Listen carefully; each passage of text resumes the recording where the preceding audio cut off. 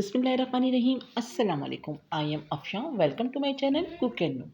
आज हम बना रहे हैं बहुत ही शानदार, बहुत ही यमी से टी टाइम स्नैक्स। आज मैं आपको बनाना सिखाऊंगी वेज पफ पेटीज़।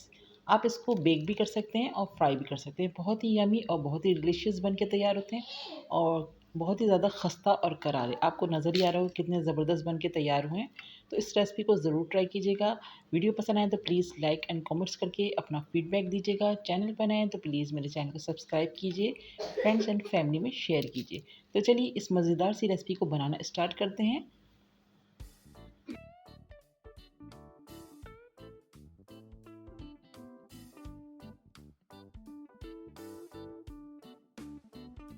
तो सबसे पहले हमें एक डो रेडी करनी है। तो यहाँ पर हमने ले लिए 500 ग्राम मैदा, इसमें डाल दिया 1 टीस्पून सॉल्ट। अच्छे से हम सबसे पहले इसको मिक्स करेंगे। उसमें हम ऑयल ऐड करेंगे। इसके बाद 6 टेबल स्पून मैं इसमें ऑयल ऐड कर रही हूँ, थोड़ा थोड़ा करके डालेंगे और हम चेक करेंगे कि हमें इसकी ऑयल इसमें कितना जाएगा। तो अभी हम इसको मिक्स कर रहे हैं अच्छे से और इसको हम चेक करेंगे हाथ से।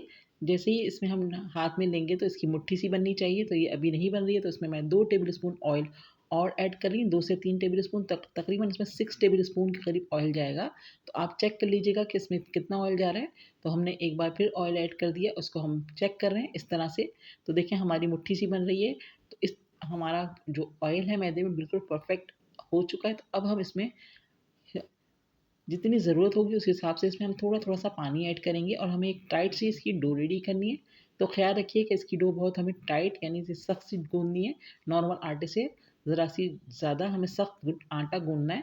तो इस तरह से हम इसको हम तैयार कर रहे हैं। देखिए हमारी इस तरह की डो होना चाहिए, थोड़ी हार्ड, सख्त। तो इसको मैं रेस्ट दूँगी 15 मिनट के लिए। ऊपर से मैंने हल्का सा ऑयल लगा दिया है और इसको हम कवर करके रख देंगे। 15 मिनट के लिए रेस्ट देंगे इसको। और अब हम इसका अगला प्रोसेस करेंगे, इसकी अंदर की स्टफिंग तैयार करेंगे। तो मैं आटे को अब साइड में कर रही हूँ, इसकी स्टफिंग तैयार करूँगी। अब हमने एक कढ़ाई ले ली है और इसमें मैंने 2 टेबलस्पून ऑयल ऐड कर दिया है और इसमें मैं डाल रही हूँ चॉप्ड गार्लिक। 1 टीस्पून मैंने इसमें चॉप्ड गार्लिक डाल दिया है।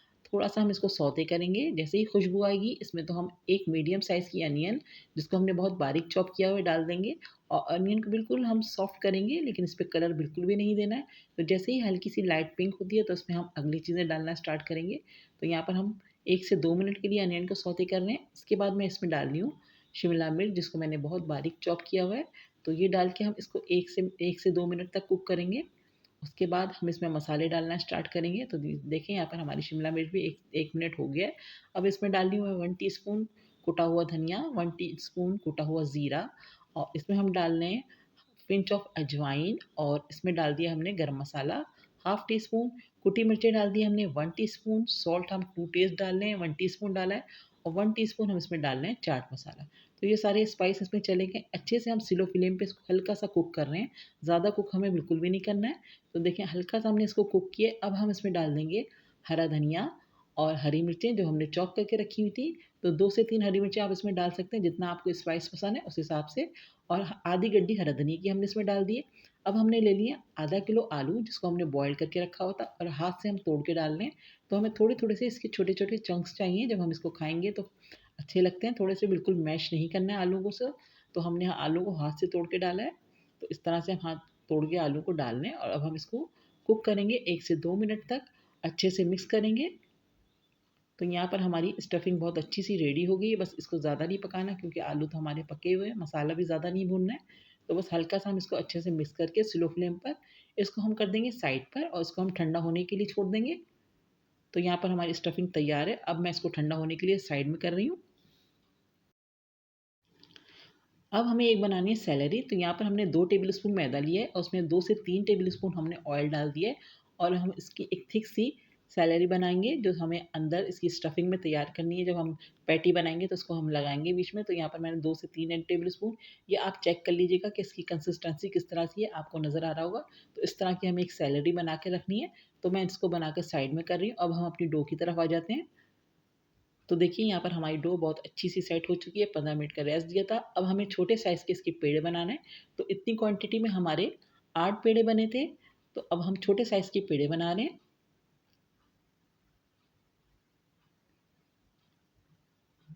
तो देखिए मैंने सारे पेड़े बनाकर रख दिए। इसको अब हम साइड करेंगे और एक-एक करके हम इसकी एक रोटी बेलेंगे। तो यहाँ पर हम काउंटर पे हल्का सा ऑयल लगा लेंगे या फिर चाहें तो हल्का सा मैदा भी लगा सकते हैं। अब हम इसकी बहुत ज़्यादा बारीक यानी कि बहुत थिन रोटी बेलेंगे। नॉर्मल रोटी से बहुत ज़्यादा पतली रोटी बेलना है हमें। तो इस तरह से हमने, देखिए आपको नज़र आ रहा होगा कि मैंने कितनी बारीक सी रोटी बेली है। तो इस तरह की हमने एक रोटी बेल ली और इसी तरह हम सारी रोटियां बेलते जाएंगे और इनको हम साइड में करते जाएंगे। तो हमने एक प्लेट ले ली, अब हम इस पर बेल के सारी रोटियां रखते चले जाएंगे। तो देखिए हमने दूसरी रोटी भी बेल ली, इसी के ऊपर हम रख देंगे। तो यहाँ पर हमारी सारी 8 रोटियां बेल के तैयार हो चुकी हैं। अब हम इसका अगला प्रोसेस करेंगे।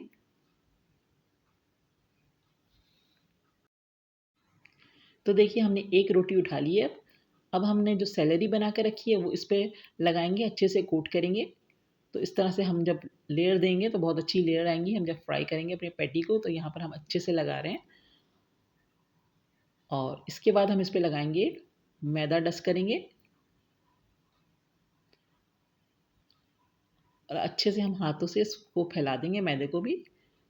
तो इस तरह से करेंगे तो हमारी जब लेयर्स आएंगी बहुत ज़बरदस्त आएंगी। तो इसके बाद हम रख रहे हैं इसके ऊपर दूसरी वाली रोटी और सेम प्रोसेस हम इसके साथ भी करेंगे। ऊपर से सैलरी लगाएंगे, उसके बाद मैदा डस्ट करेंगे।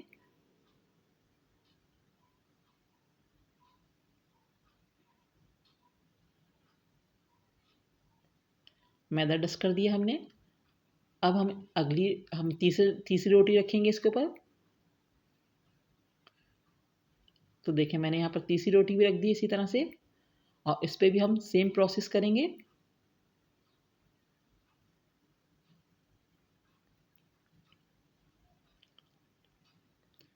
मैदा डस्ट करेंगे और उसके बाद हम इसकी लास्ट रोटी हम रख रहे हैं। हमने 4 रोटियां रखी हैं इस पर, तो आप चाहें तो 3 भी रख सकते हैं। मैंने इस पर 4 रखी हैं। अब हम हल्के हाथ से रोलिंग पिन की मदद से इसको हम थोड़ा सा बेलेंगे। हल्के हल्के हाथ से हम प्रेस करके इसको बेल के एक बड़े साइज़ की रोटी बना लेंगे हम इसकी।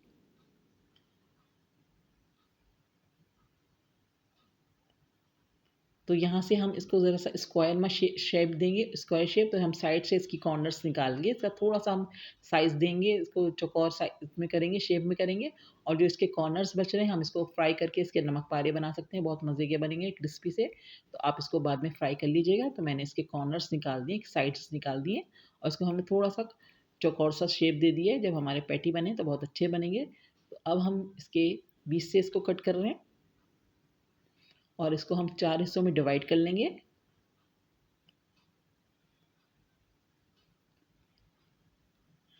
तो देखिए मैंने इनको 4 हिस्सों में डिवाइड कर लिया, तो हमारे इसके 4 पैटी बनेंगे। अब हम साइड में कर देंगे और एक हम प्रोसेस करके बताते हैं आपको कि हमने इसके पैटी का शेप किस तरह से देना है।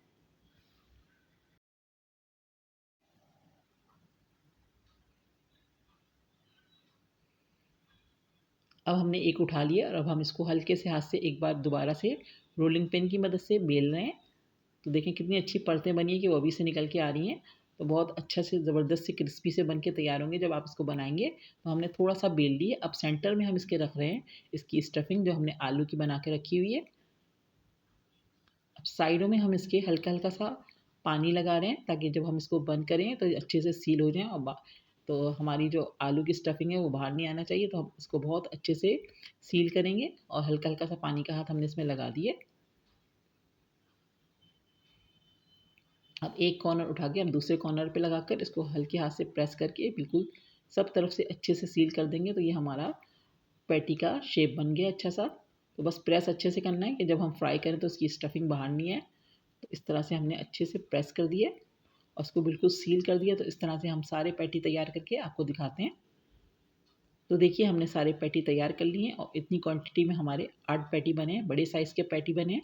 तो अब हम इसको फ्राई करेंगे। तो ऑयल मैंने गर्म करने के लिए रख दिया है। ऑयल को हमें बहुत हल्का गर्म करना है।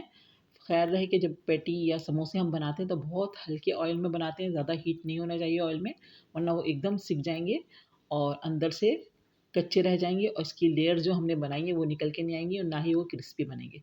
तो बहुत हल्की हीट पे हम इसको फ्राई कर रहे हैं और ऊपर से हल्का-हल्का सा हम इस पे ऑयल डालते जा रहे हैं। उसको अच्छा सा गोल्डन सा कलर देंगे। बहुत ज़्यादा तेज़ कलर भी नहीं देना है कि इसका कलर ख़राब हो जाए।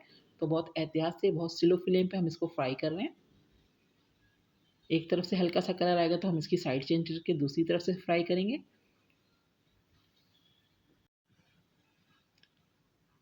तो देखिए यहाँ से मैंने इसकी साइड चेंज कर दी है, हल्का-हल्का सा नीचे कलर आ गया है, तो हम चेंज कर के साइडें इसके अच्छा सा गोल्डन सा कलर लाना है। तो देखिए यहाँ पर हमारे पैटी बहुत ज़बरदस्ती फ्राई हो गई है और देखें कितना खूबसूरत प्यारा सा कलर आया है, हल्का सा गोल्डन सा कलर। तो इसी तरह हम सारी पैटी फ्राई करेंगे। आई होप कि आज की रेसिपी आपको पसंद आई होगी, बहुत ही यम्मी और डिलीशियस रेसिपी है, ज़रूर ट्राई कीजिएगा। वीडियो पसंद आए तो प्लीज़ लाइक एंड कमेंट्स करके अपना फीडबैक दीजिएगा।